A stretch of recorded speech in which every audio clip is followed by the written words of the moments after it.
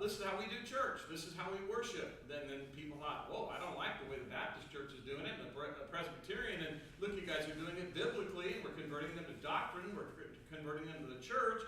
And what was the gospel they were preaching? I'm picking on these guys in the 50s and 60s now. Here's the gospel they're preaching. Watch this. Hear, believe, confess, repent, be baptized. Now, I'm going to ask you a question. Is that the gospel? That's not the gospel. That's the response to the gospel. Those things will not mean anything unless we teach Jesus and what he did to provide salvation. We're going to see later on, and I'll remind you maybe through the course of the events today, that the gospel is very well defined in 1 Corinthians chapter 15, verses 3 and 4. What is it? Death, burial, resurrection. That's the gospel.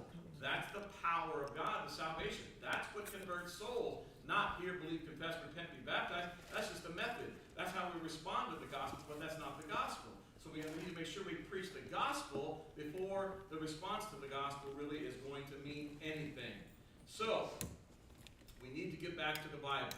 And we need to understand a very simple word that's actually contained within the word gospel. It's what Jesus said. What's the first two letters? G-O. Go. Not come and see our preacher, come and see our fancy buildings, but go into all the world. That's the Great Commission. That's what you see in the book of Acts. The book of Acts is action. Action of the gospel, on the go, on the move.